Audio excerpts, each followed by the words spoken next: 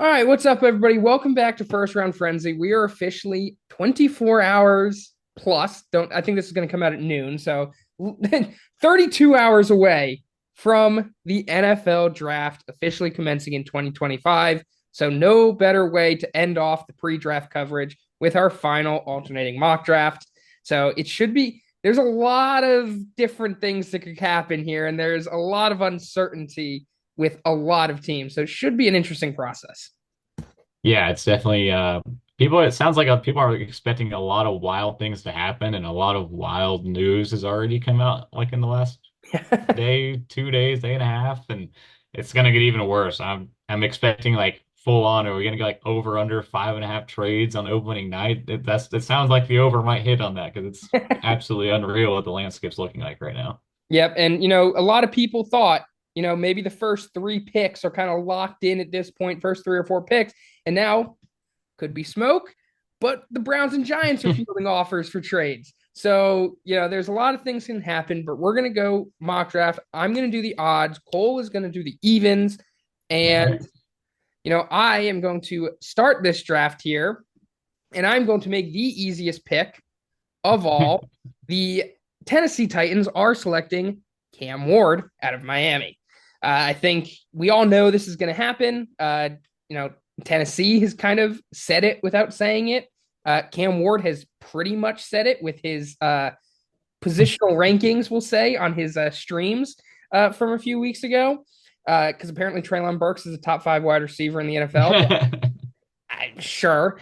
So I think out of every single pick here, this is the one where we are 100% certain this is Right. happening.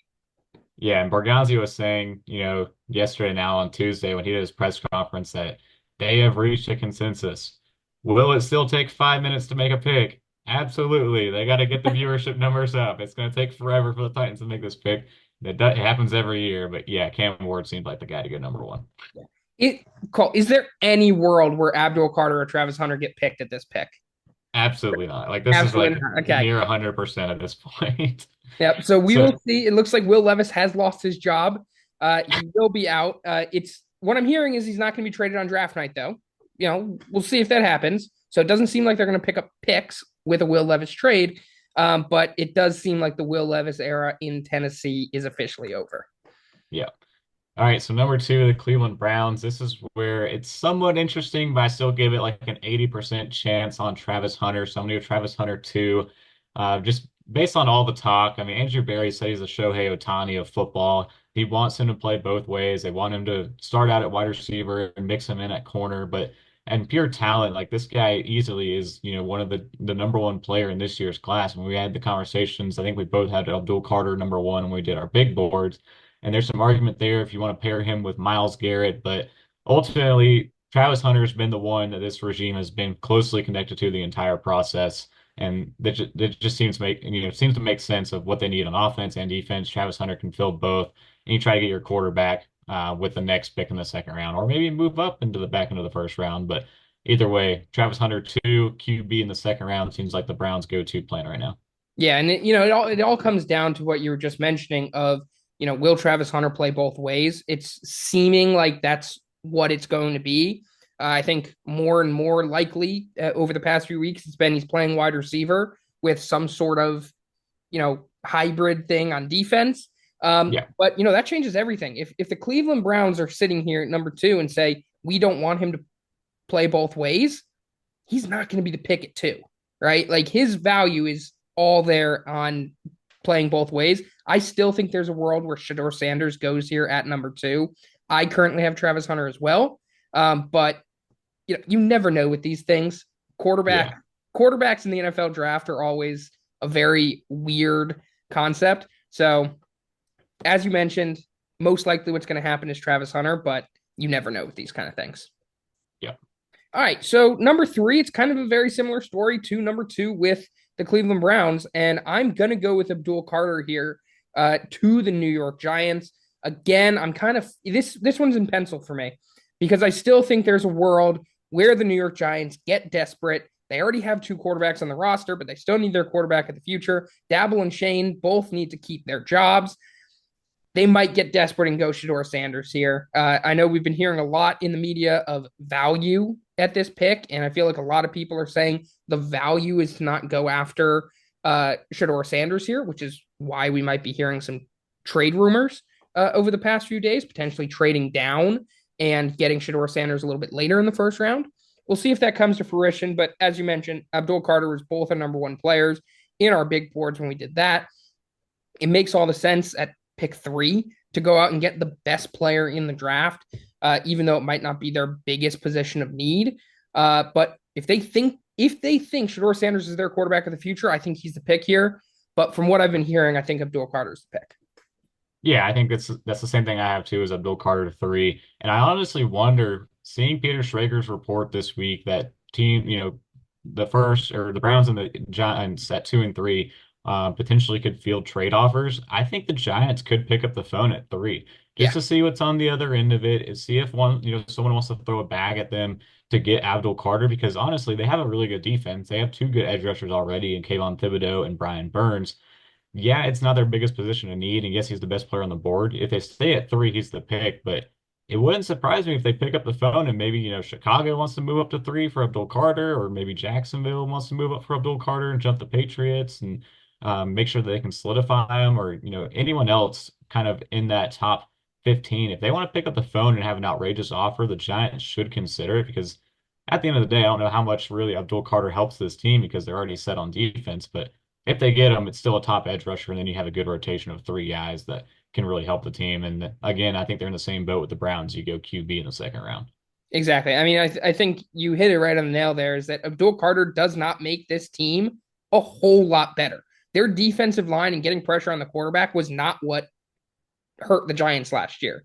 What hurt No. the Giants last year was their QB play, their incompetence on offense. That that Mhm. is that is what hurt them. So if they can get a package, I mean, everybody's saying that you're not going to get as big of a package as you usually do for a top 3 pick.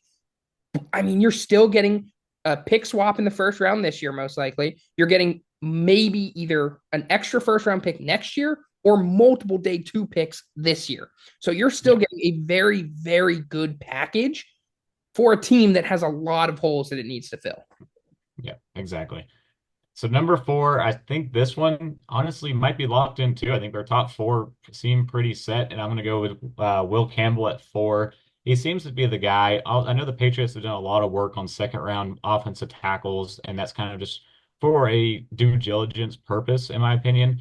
But Mike Vrabel's talked a lot about he's not worried about the arm length with Will Campbell. He fits the mentality that he wants his team culture to have in New England and what he had back in his day during Tennessee. And he's drafted a lot of Tennessee guys in the first round that are on the offensive line. So I think Will Campbell seems like the best fit for the Patriots. You get a strong tackle on the left side for Drake May to grow with. And like I said, like they're not going to care about the arm length. They're going to put him at left tackle. He's going to start there. And then if it doesn't work, then you can move him over to left guard. But from day one, it seems like he would be their ideal starting candidate at left tackle. And just looking at it, I don't know. I'm not buying the Patriot Ashton Jeanty talk. I've seen a little bit of that.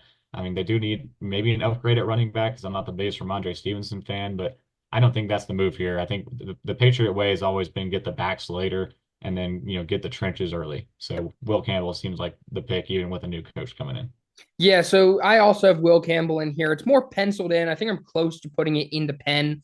But he seems like he's the one you want to go left tackle here, most likely at 4, which is why I'm straying away from Armand Membu. I think if you're going to go for top 5, they need someone that's going to protect Drake Bay's blind side. You bring up Yeah. Ashton Jeanty. It's a blue chip player, right? And it's another way that you can protect Drake May by just taking pressure off of him, right? With having a dominant run game. So I'm not entirely putting that away in the closet. It's definitely possible. But I think the next most likely thing, if Will Campbell's not the pick here, is a trade back. And we know the Patriots like to trade back. Yes, it's a new regime. It's not Bill Belichick anymore, but it would make sense here if Abdul Carter's not available. Because if Abdul Carter's available, I think he's the pick. I think you get a blue chip player there, you bring him in. Will Campbell's the next option. Trade if you don't like Will Campbell and you're not 100% sure he's going to be your franchise left tackle, why not trade back? Have a Chicago Bears or a Dallas Cowboys or whoever try to trade up and get Ashton Jeanty at 4 and get a package back and then get a Josh Simmons, a Kelvin Banks, maybe even a Will Campbell still later in that first round, top 10. I mean, I don't see anything wrong with that either. Yeah, I mean, this is definitely a spot where things start to get interesting, but I think New England just tries to play it the right way, to stick with their guns, stick with the guy they like. So, but if they, like you said, if they want to get interesting, if Chicago wants to move above Jacksonville and the Raiders to get Ashton Jeanty, or Dallas wants to move above all three of those teams to get Jeanty, that's certainly a possibility as well. Yeah. All right. So pick number 5 is kind of where we're all thinking the draft is going to start, as you mentioned, and the top 4 picks are almost solidified. We're Anything can happen, but we're all pretty sure that those top 4 picks are set. For me, number 5 is set as well, and that's Mason Graham, out of Michigan, the interior defensive All line. right. I'm not taking any of this smoke about Ashton Jeanty. I know you bring in Liam Cohen, an offensive-minded head coach, and he might want to go out and get a weapon to help that offense because there was a lot of issues there. But Gladstone comes from the Rams. They love their defensive front, and you're getting a blue chip player here at number 5. I mean, he's my number 3 on my big board. I don't know where you have him on your updated one, but he is a top 5 player in this draft, in my opinion. I think before Ashton Jeanty, they might go offensive tackle if they end up not going defensive line here, because I think there's plenty of value there with Kelvin Banks or Armand Membu as well. And then obviously there's talk about Tedoror McMillan as well. I think that's a little bit rich for number 5 as someone who I'm personally not entirely sold on him as being a top receiver in Yeah. the NFL level. So I think it is Mason Graham still. I'm not gonna get taken for the smoke here. Yeah, the Jacksonville Jaguars are definitely playing this exactly how they want to be playing it. You look at all the reports out there, they're so conflicted. There's Ashton Jeanty, they like Ted McMillan. Liam Cohen loves Ted McMillan. Gladstone wants to move down from 5, and then Ted McMillan makes sense if they move down to 10 and they can get Yeah. Chicago to, get antsy and think that maybe Jacksonville takes them so they move up from 10 to 5. Either way, they're playing this exactly the right way, and the whole process has been Mason Graham. And it's very, very funny to see all the betting lines start to shift because of all these news coming out. We talked about this, off the record, but very funny to see Mason Graham no longer the favorite when he's been the favorite for the last like 3 to 4 months at this selection. And now all of a sudden, the week of the draft, he's not. I agree with you. I still think he's their guy, and it's a lot of smoke going around right now trying to facilitate a trade up of some sort. Yeah, I just don't. The defensive tackle is very much a need for the Jacksonville Jaguars. Getting someone in the middle of that defensive line to create pressure and stop the run, I think, is extremely important for them. I think Liam Cohen himself is enough to stop some of the bleeding on the offensive side of the football. And then you go out and get, if you want Ashton, go out and get a Travion Henderson. I think Travion Henderson or Marion Hampton, whoever it is, whoever ends up falling to the late first or early second, they are going to be almost as valuable as Ashton Jeanty is for the Jacksonville Jaguars. And if you want to go out and get a wide receiver, it seems like all of them are falling to the second round. So why go and spend your top 5 pick on Tedder or McMillan when the wide receiver gap keeps getting closer, and closer as the process goes on in terms of actual talent and projection. So it just, for me, Mason Graham is well above the rest of the defensive tackles in my opinion. He's a blue chip prospect and he deserves a top 5 pick. Definitely. So the Raiders are interesting too because this is another Ashton Jeanty team. Everyone likes talking about it and linking this, giving Pete Carroll another workhorse back with that offense. And there's all the talk of their GM Spytek's son wanting to lead the family if they don't take Ashton Jeanty, which is hilarious. But I think the same thing here. Like you got to take a blue chip player, and Jeanty's that guy. But the way Pete Carroll's always built his team, the way this team needs more help than just running back, I can't do it. I can't take Ashton Jeanty, especially you got Chip Kelly as your offensive coordinator who coached 2 of the running backs available in the second round with both Ohio State guys. I'm taking Armand Membo. I'm buying all this Armand. I'm buying all this Armand Membo talk with the 6th overall pick. It makes sense what they need. You get that starting tackle in there. There's all the Colton Miller issue. He's not showing up to practice. He wants a new contract. They might trade him away. I don't know if you bounce Armand Mimbo over to the left side and get rid of Colton Miller, but either way, you could just throw him in at right tackle. He's an impact starter there on the offensive line and just build that offensive front before you add in the running back because you got to have more talent on that line to protect Geno Smith and actually build this team to be a win now like they want to be. Yeah. I currently have Ashton Jeanty penciled in here at number 6 to the Raiders. Again, I'm hearing all the talk about Armand Membu, and it makes sense. Um, I just don't see how the Raiders pass on Ashton Jeanty if he gets to 6. I just, Yeah. in my mind, when I'm seeing this, Armand Membu is a great player, but right tackle is not the biggest need for the Raiders. I think if he's a left tackle, go for it. He's going to protect your quarterback's blind side for, the next 15 years. Obviously, Geno for only like the next 3 to 5 years, but, same thing. Ashton Jeanty is a guy that's going to transform your offense. We'll see what happens. I mean, Armand Membu makes sense. It's between him and Ashton Jeanty for me. Again, Tedero McMillan here I don't think is going to happen. No. No matter how much people keep saying it could, I don't think it's going to happen. This will be interesting. I mean, this could all be smoke to try to get someone to trade up for Ashton Jeanty as well, right? Or Mhm. it's a very interesting game that they're playing here, the Raiders. Is Shador Sanders still an option? Probably not, but that's still a question, maybe. It seems like it's Jeanty or Member, though. Yeah, it's definitely one of the two. And my argument with Mimbo is I think the running back class is a lot stronger than the tackle class.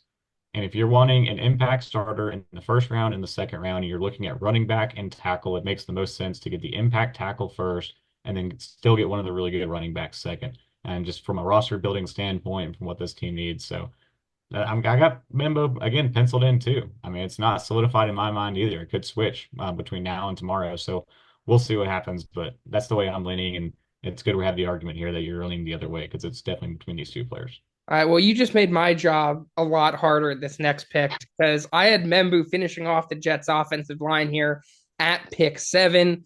Membu's not necessarily my first choice for the Jets either. I'd like to see them go and get an impact player, either an offensive skill position or an impact defensive player.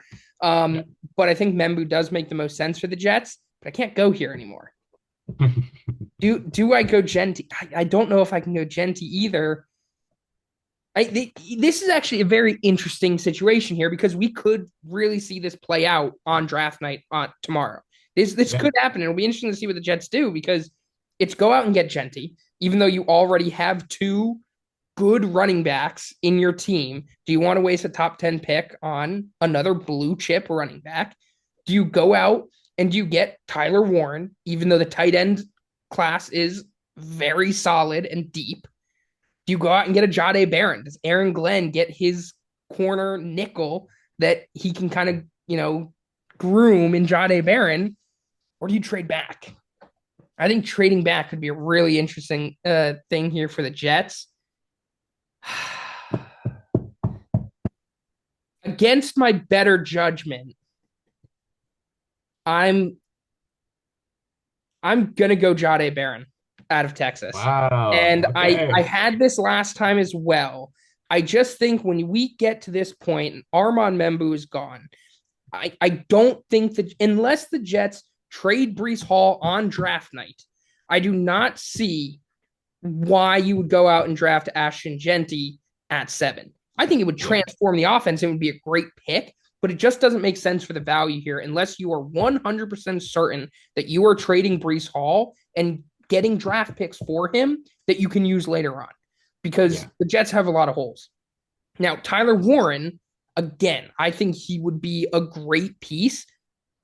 We can get a tight end in the second round. The cornerback class is a lot less deep than the tight end class is. And although a lot of my favorite corners are going to be available in the second round, I think we end up going. I think Jahdae Barron's the guy. He's the kind of guy that Aaron Glenn would love to have in his locker room and on the field. He fits that nickel profile that the Jets need since Sauce Gardner is really the only corner we have on our roster right now. And if we really want to, we can put him on the outside opposite of Sauce Gardner as well. So I think Jahdae Yeah. Barron's pick here.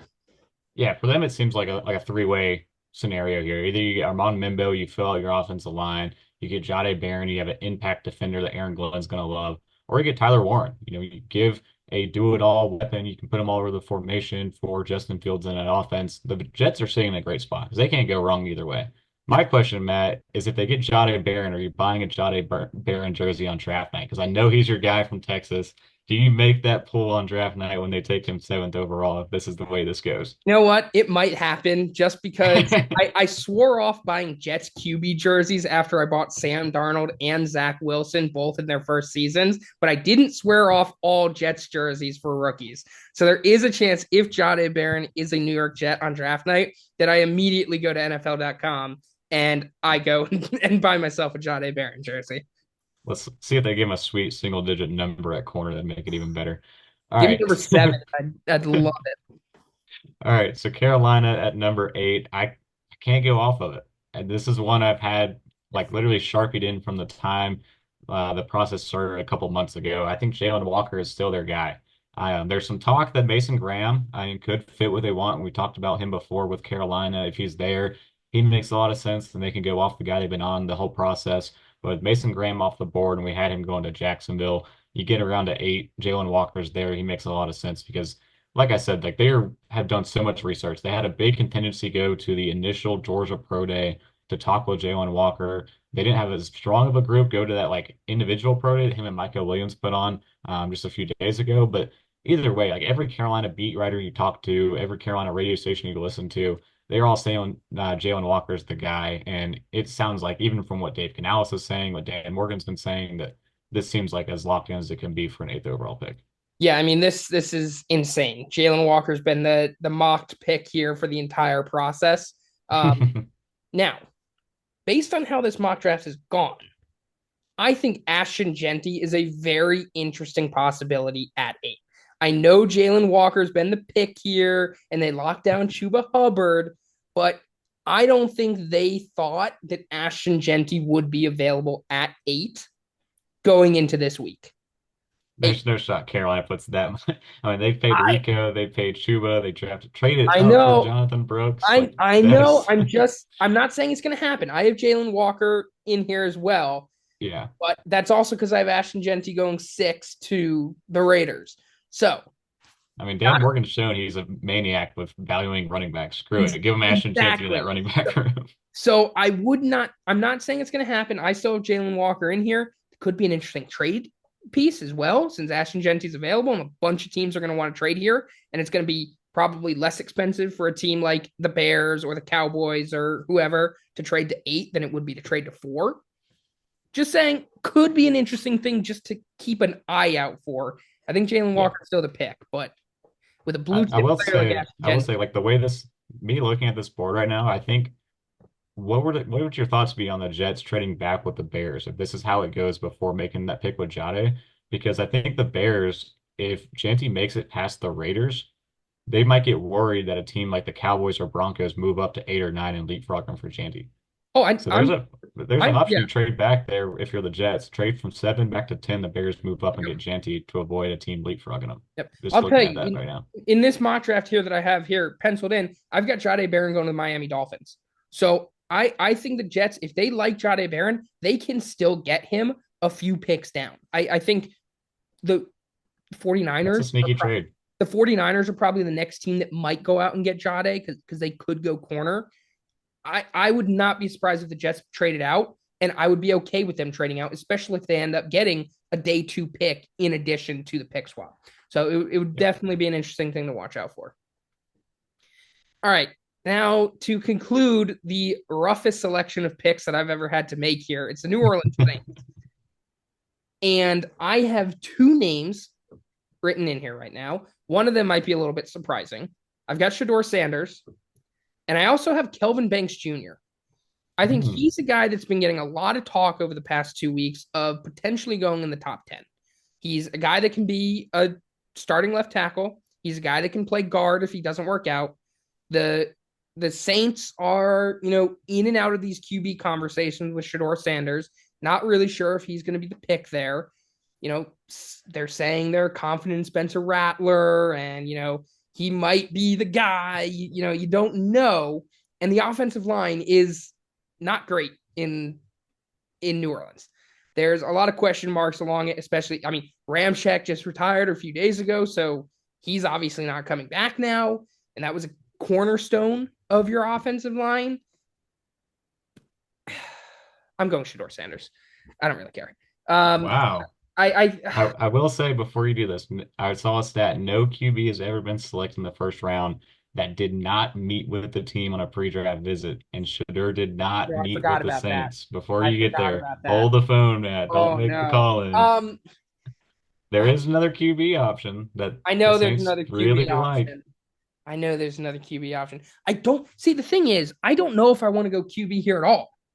Like, I don't think Jackson Dart is going at 9. In my opinion, I'd honestly I would not be surprised if QB doesn't, other than Cam Ward, doesn't go before 20. Right? Yeah. I think they're gonna go. Do I go Kelvin Banks or do I go Ashton Jeanty? Could that would be an interesting one as well. Damn, this stupid Saints, man. They They have will so not many do what you holes because expect they them to pay do. everybody so much money. And they have no cap space, so they can't do anything. Will Johnson's another option. They don't have anything in the secondary. I'm gonna go Kelvin Banks Jr. out of Texas. All right. I Yep. think I think offensive line is the pick here. You're unsure about Shador Sanders. You're unsure about Jackson Dart. Both guys could end up being available in the second round. You want to trade up a few picks to get them in early in the second round, go for it. Um, I don't think they are 100% sold on a quarterback. Jackson Dart could be the pick, right? But I don't think his range is at 9. They could be a trade back team. Let's put it that way. If the board falls this way, they could be a trade back team. But Definitely. I'm going Kelvin Banks. I think offensive line is what they need right now. Yeah. The read I get on the Saints is it seems like the trenches at 9.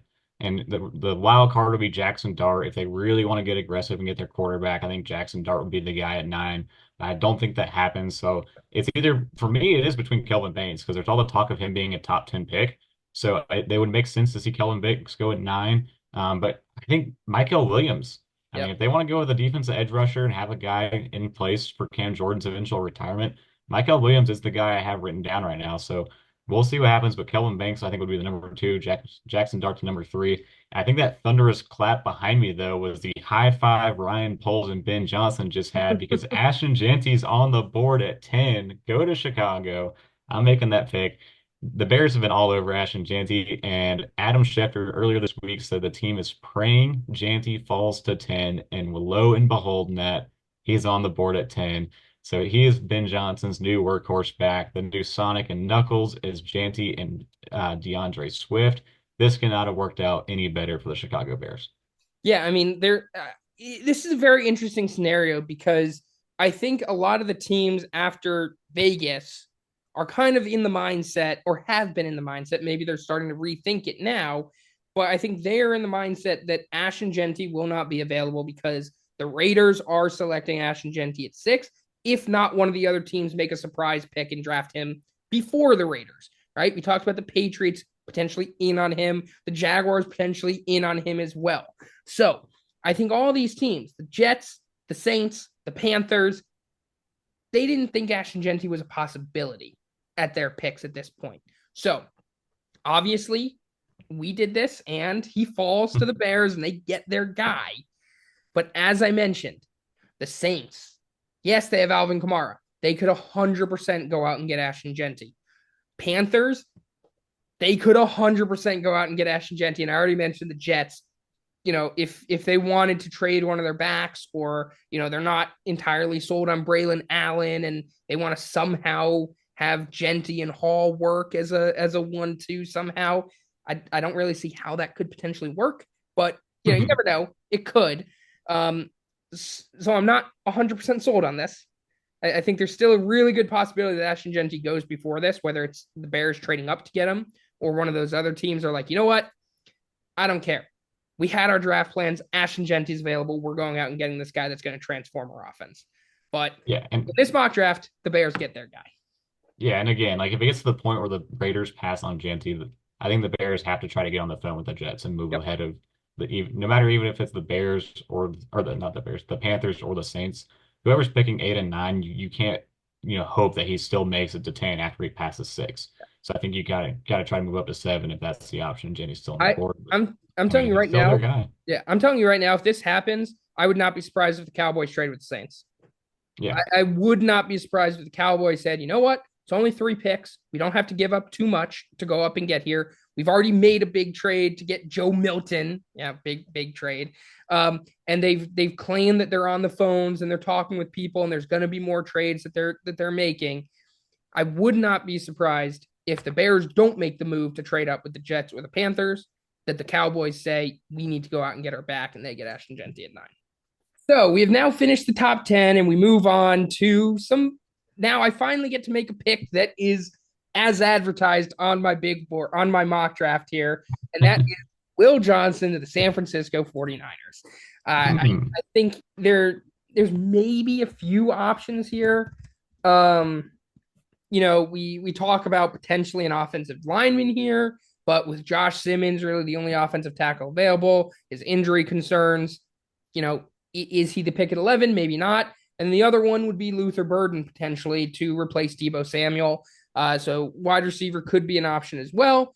But I am gonna go with Will Johnson. We talked about it in the NFC West preview when we did their individual mock drafts. Everybody's concerned about his speed, so they're concerned that he won't be able to play man to man. Well, guess what? San Francisco plays zone.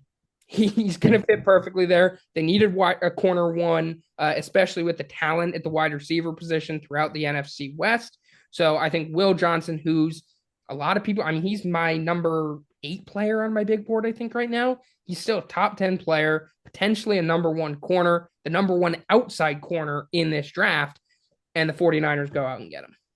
Yeah, I think Will Johnson makes a lot of sense there. There's all the concerns that pushed him out of, maybe the Saints at 9 and get him out of the top 10, but still an option really early in this draft. Walter Nolan is starting to get a lot of buzz this week too with the Niners. Maybe an interior guy that can start over Jordan Elliott and Evan Anderson on the interior and give him a pass rush threat on the inside. So I would consider him maybe there, but Will Johnson too, I think would be the strong number 1. The 1B is Walter Nolan because I need to see a little bit more information coming out on that before I fully change my pick.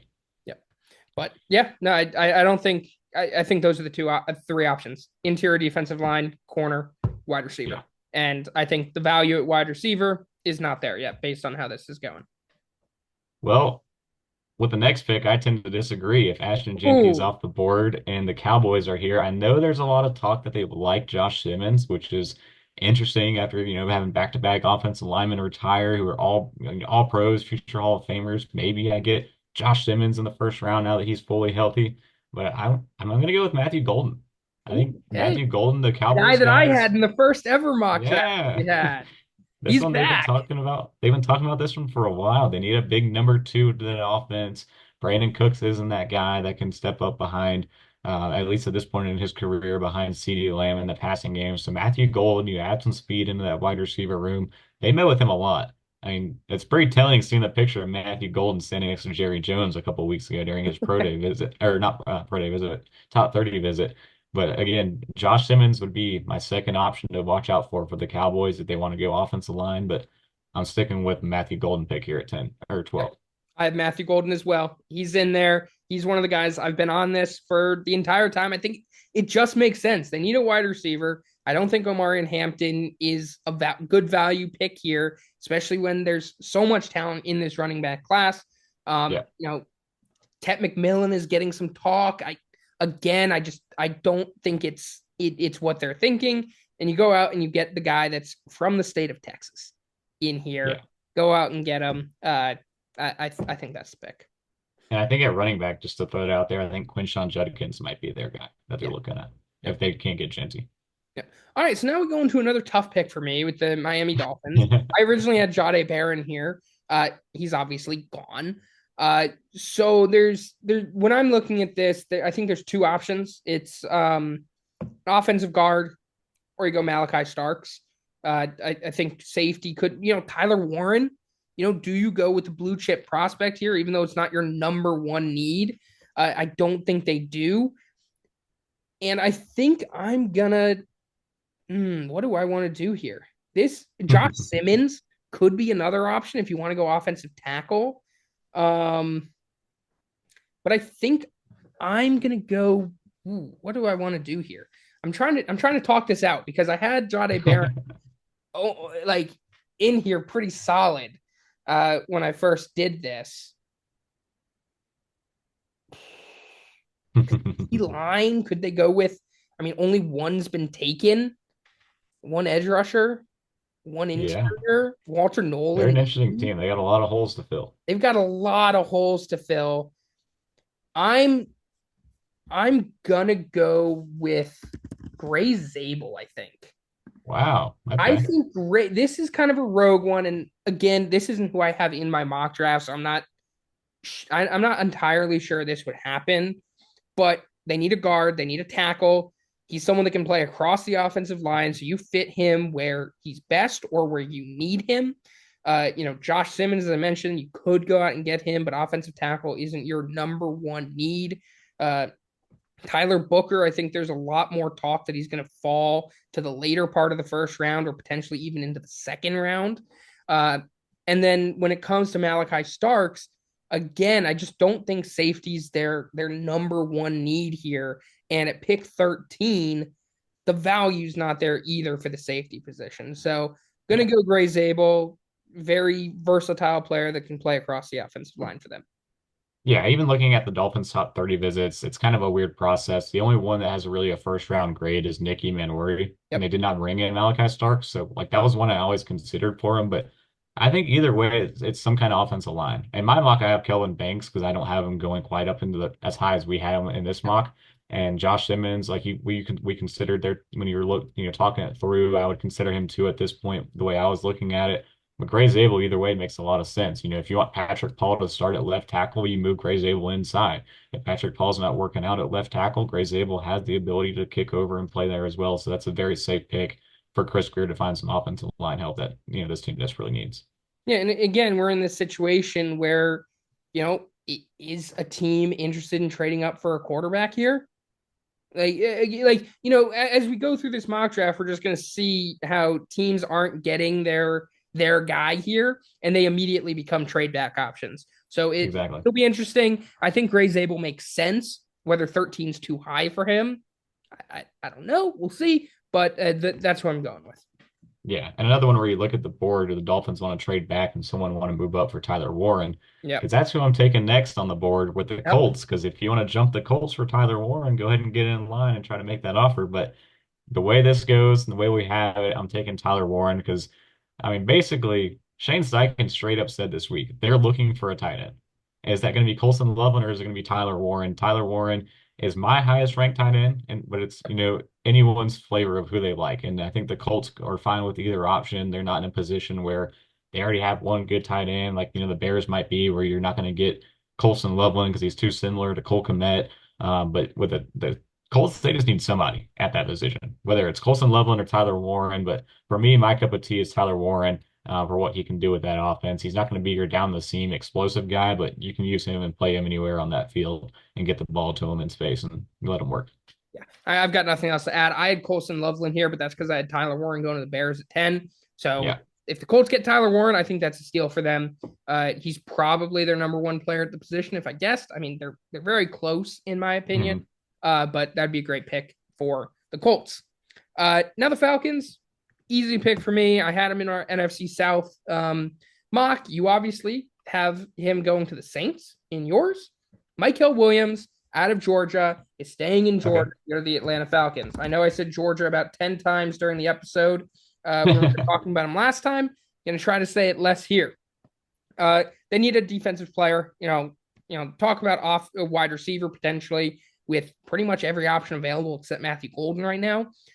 Maybe they sneak something in there, but I think it's between Michael Williams, Mike Green, James Pierce Jr., maybe Jihad Campbell. If you're more interested in a little bit of a hybrid player here, but I think they need help off of the edge, and Michael Williams is probably the best versatile option here, right? You can line up Yeah.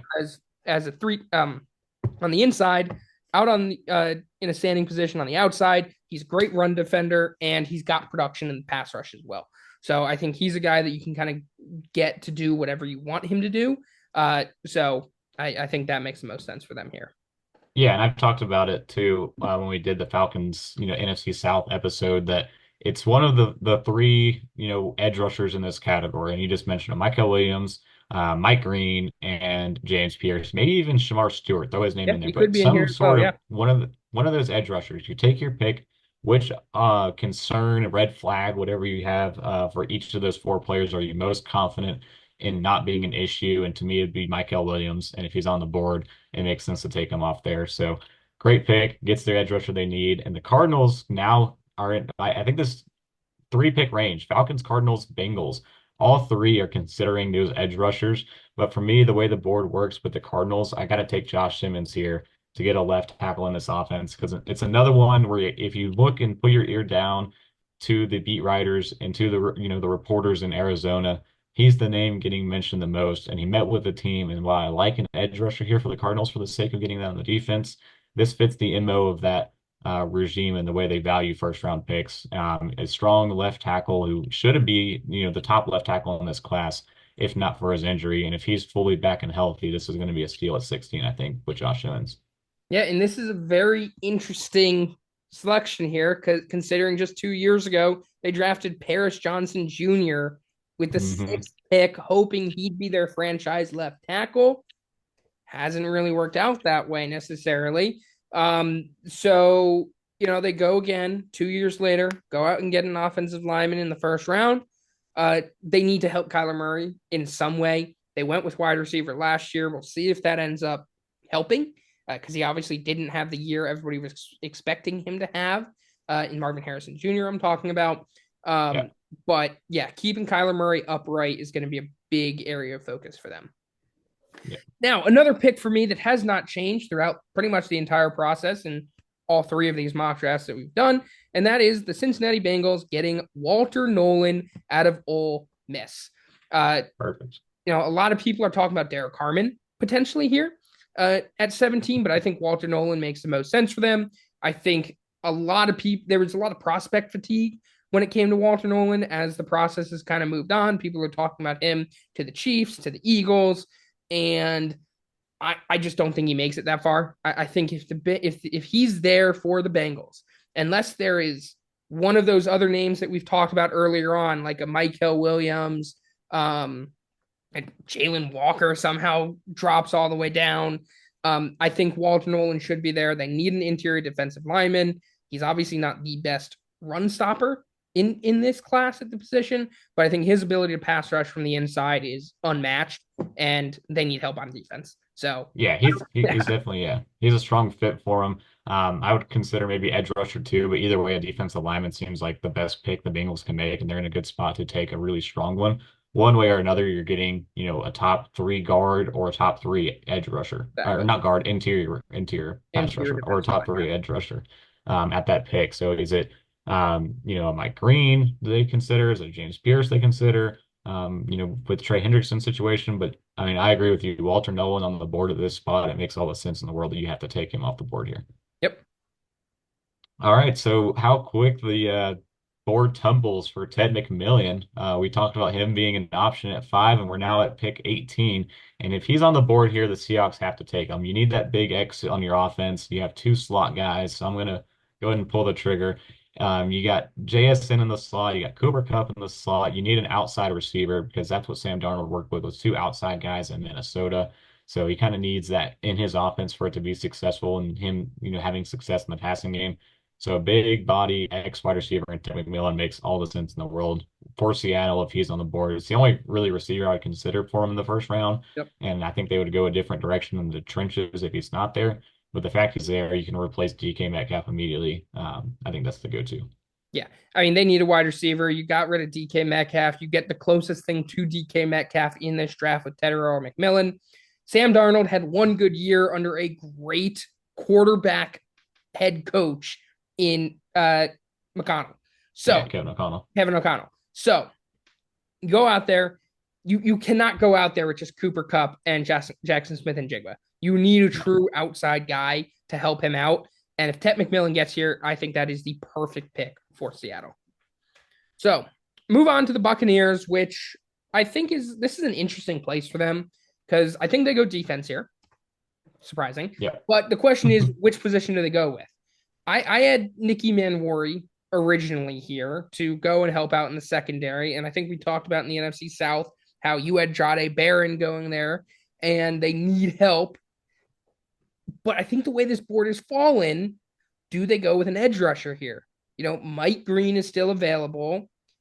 Jihad Campbell is available. It's an interesting conversation to have. I think Jihad Campbell probably drops. I don't think he's the pick here, even though Levante David is going into his 14th season here, and he's getting old, and they probably need his replacement at some point. I think I'm going to stick with Nicky Manwari, though. I think Okay. going out, getting a secondary player in the secondary to come in and try to fix this up. I think corner's their ideal pick, but I just don't see anybody on the board that's going to go at 19. Yeah, This exactly. could Mike Green is maybe an option. If Jihad Campbell, if they feel that his labrum injury isn't an issue, I think he could easily be the pick here because he's a top 15 talent when he's healthy. But I think Nicky Manwari, he's, had extreme production, consistent production over the past 3 years in college, extremely athletic, fits in that defense really nicely next to Antonio Winfield, and it helps the secondary that they have so many holes in. Yeah, I have no problem with this pick at all. I think even though all the talk about Jihad Campbell and the links with Tampa Bay, if they aren't comfortable with that labrum injury in his shoulder, and I mean, I wouldn't be opposed to a double back-to-back Gamecock selections for the Tampa Bay Buccaneers. A Nicky Manwari in the first round and Demetrius Knight, your Yeah. linebacker in the second round. If Jihad Campbell somehow goes off the board early second, you miss out because you aren't comfortable taking him at 19. But agreed, like if Will Johnson and Jahdae Barron are off the board in the first 18 selections, I don't feel comfortable either taking one of the other corners inside of, with this pick at 19. Yeah. And, I mentioned they could go edge rusher here as well with Mike Green or James Pierce Jr. if they feel strongly about one of them. But I think their secondary is what they need most. Yeah. All right, so the Denver Broncos at pick 20, I'm going to take Amari Hampton. Another one where it just makes all the sense. They are looking at trying to move up potentially. That was floated out this week for an offensive weapon. Some people are saying maybe they're looking at a wide receiver. I don't think that they're going to move up for Matthew Golden, but I think they can move up for Amari Hampton for sure. I think the gaps, not as far off as people think between Ashton Jeanty and Amari Hampton in terms of being a workhorse, do it all back, and that's what they need with that offense. Sean Payton would love this guy.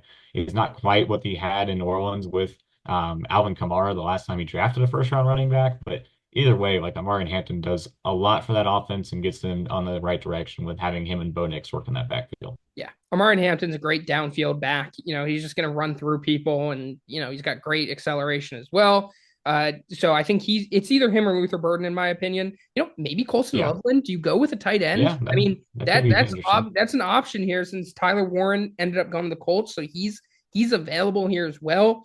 But I think, you don't really have a running back in that team. So you go out, get Amari Hampton, who's widely considered the RB2 in this class. Yeah. All right. Now we get to the Pittsburgh Steelers, which all of a sudden becomes a very interesting pick here because both Jackson Dart and Shedeur Sanders are available. You could still go wide receiver here, even though it's not their biggest need anymore after DK. Mike Green is here, who Mike Tomlin loved at the Senior Bowl, is here. There's a lot of different ways that the Steelers could go here, but I think at 21, Shedeur Sanders has to be the pick. All right. I think this is the time where he stops falling.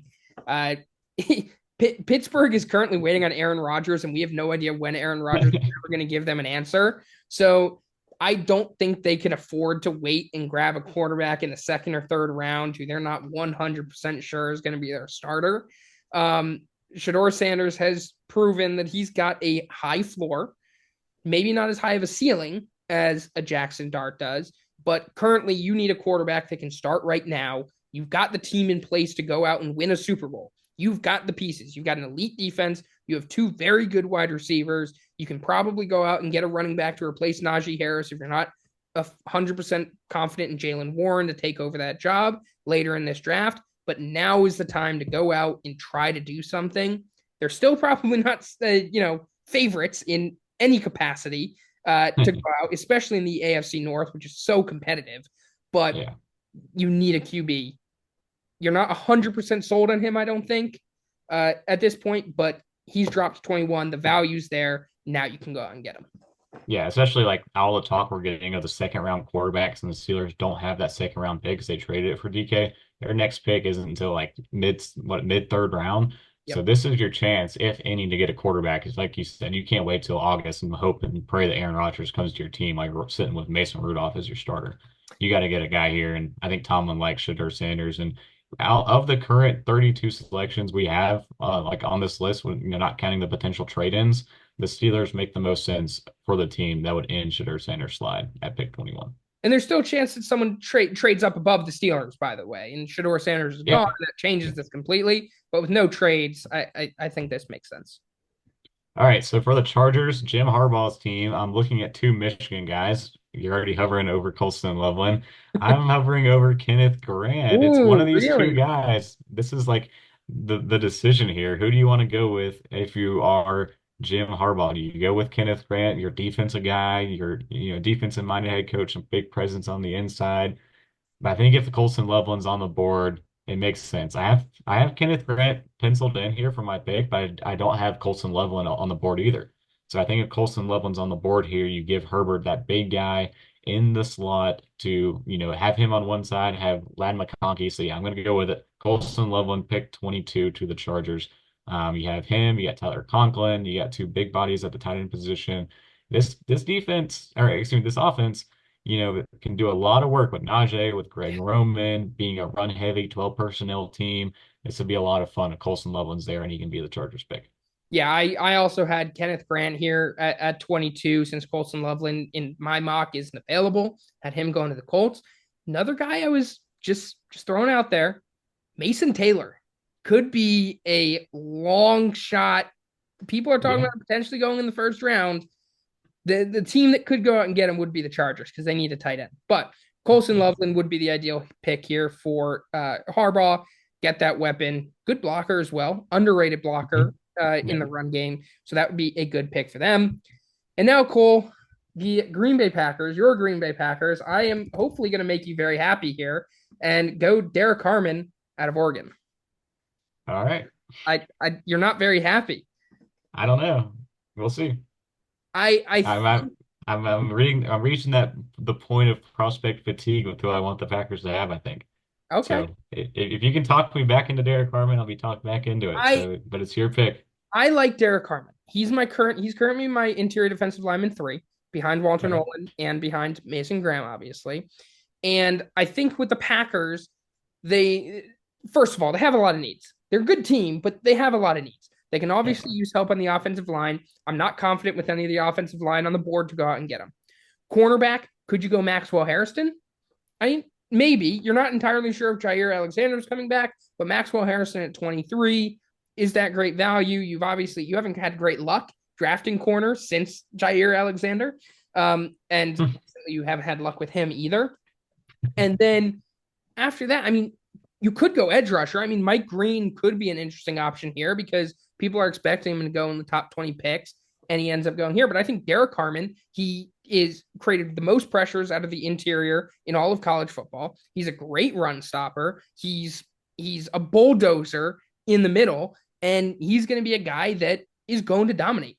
I mean, when you look at the NFC North here, the interior of the offensive lines throughout the division are the weakest part of the offensive line. So you go Yeah. out there and get a guy like like Derek Harmon to go out there. He is going to blow up the middle of these offensive lines throughout the NFC North and stop some really good running backs. You already mentioned Ashton Jeanty coming into Chicago. You've got the dynamic duo in Detroit, and then you've got Aaron Jones, your old friend, in Minnesota. Minnesota.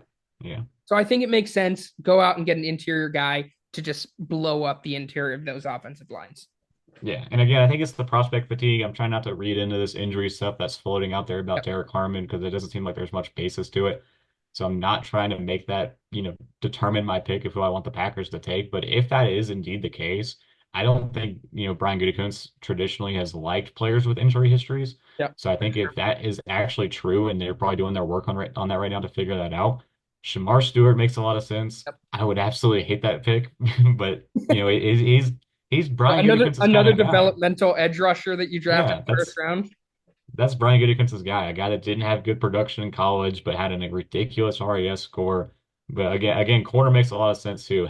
Maxwell Harrison, Trey Amos potentially could be the guys here for the Packers at 23. But all the process long, I've had Derek Harmon, so I think you're trying to try to lean me into sticking with it. So we'll see.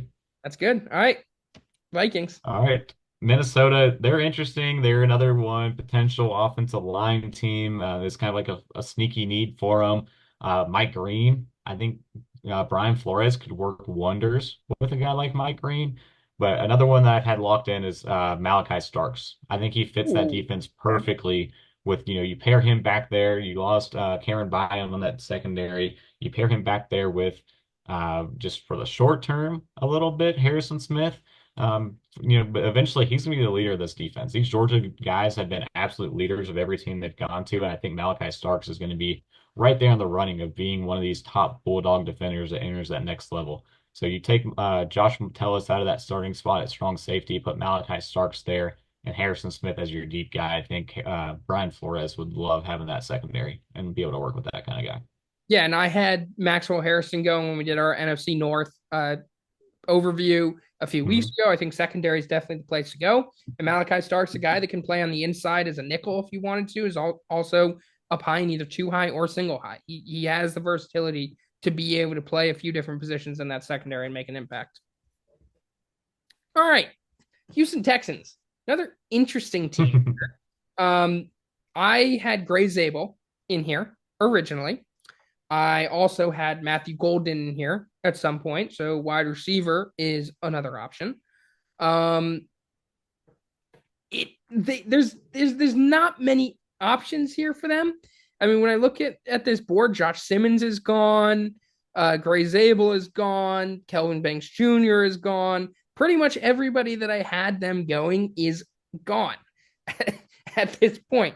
So they're a team where I think they probably, I mean, I don't know. I'm looking at their depth chart right now.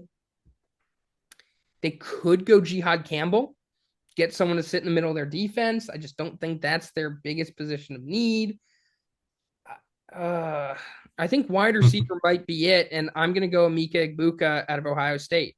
I think this might be a little bit of a weird shout after everybody's talking about how wide receivers are not going to go in the first round after Golden and Tet, maybe Luther Burden.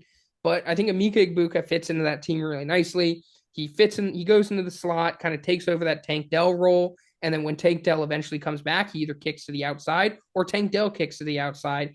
So I think he fits really nicely in there, gives CJ Stroud his old target. Used to throw to Yeah. Emeka Egbuka in college. I would have loved for him to fall to the Jets in the second round. That would have been an interesting pick for me there. But Emeka Egbuka makes sense to the Texans.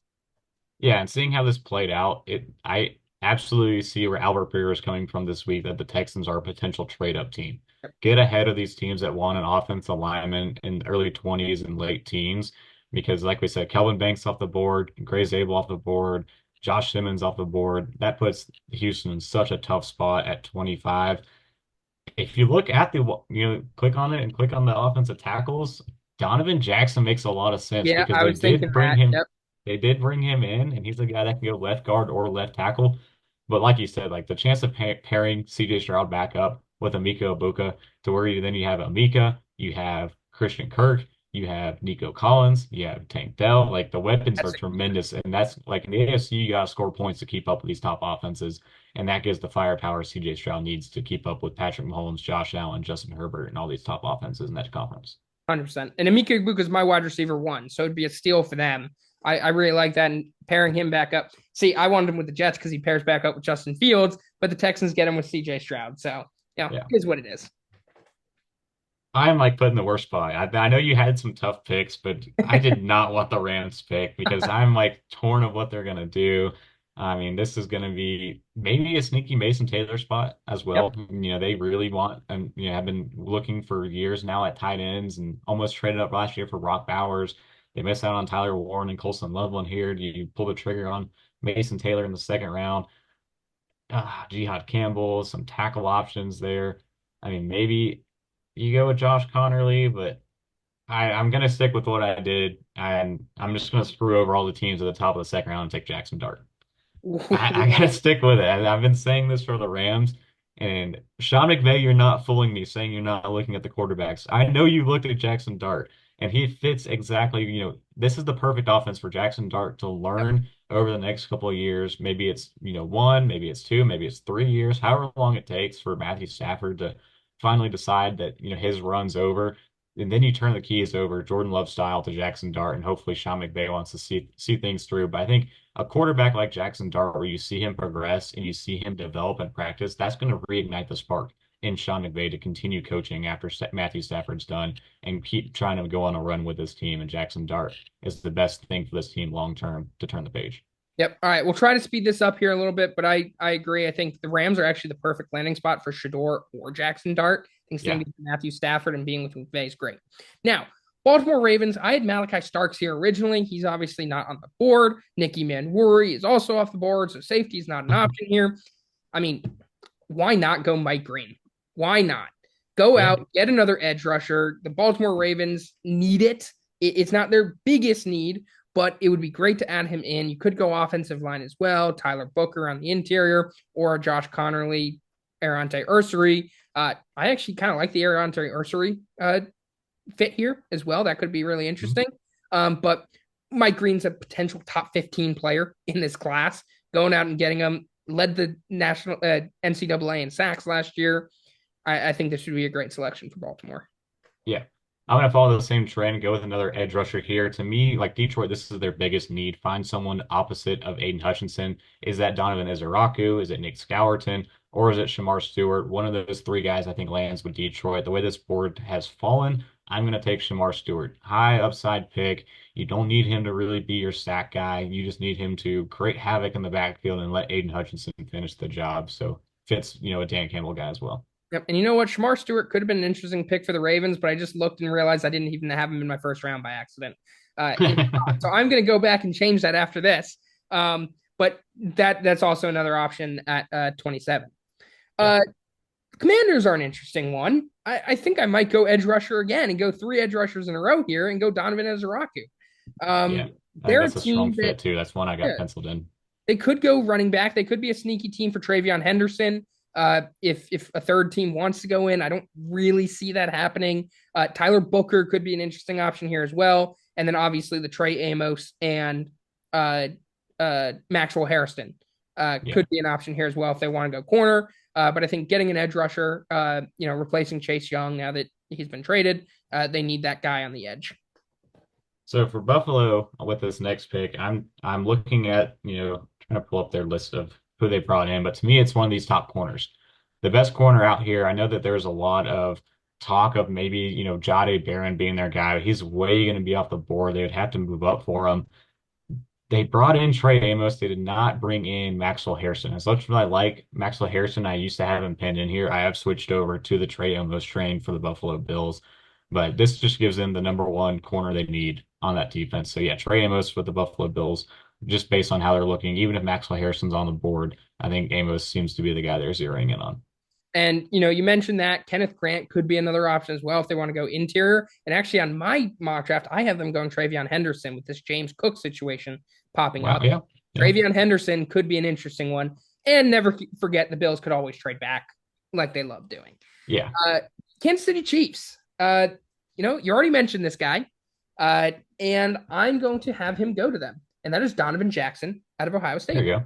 I think Nice. he's a guy that can play guard, can play left tackle if you need him to. So you kind of have flexibility of what you want to do with him.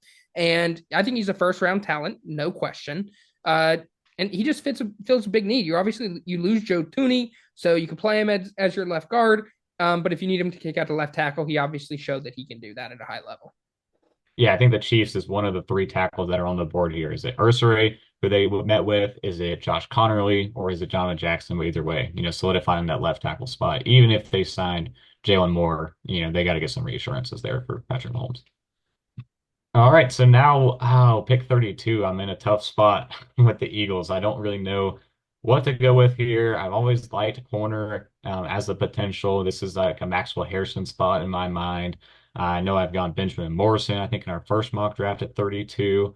Kenneth Grant makes sense as a Milton Williams one. James Pierce off the edge makes a lot of sense. You circling You Jihad know my Campbell. pick.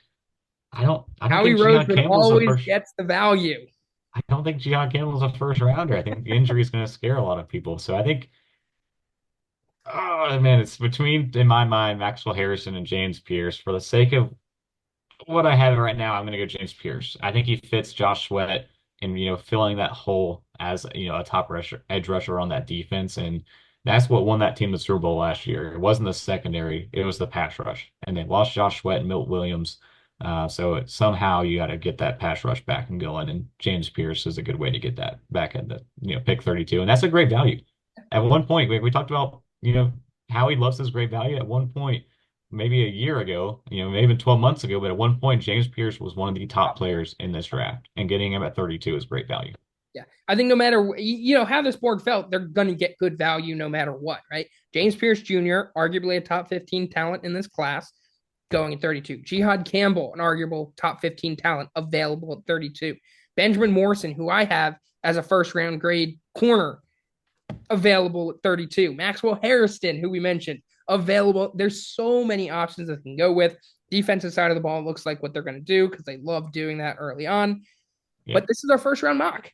Final one, 3.0. I think we'll each release our own mocks either today or tomorrow, being Thursday. We're recording this on Tuesday, but this is how it's going. And I like it. I think there's a few things that could potentially change. We're talking about the Bengals potentially, the Seahawks, the Steelers.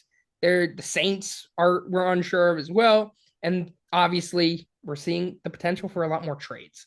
So everything could blow up if there's 5 or 6 trades that happen on Thursday.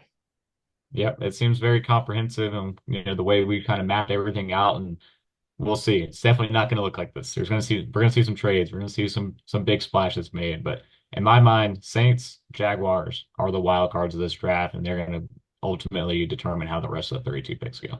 Yep. All right. Well, hope you guys enjoyed. Enjoy draft night.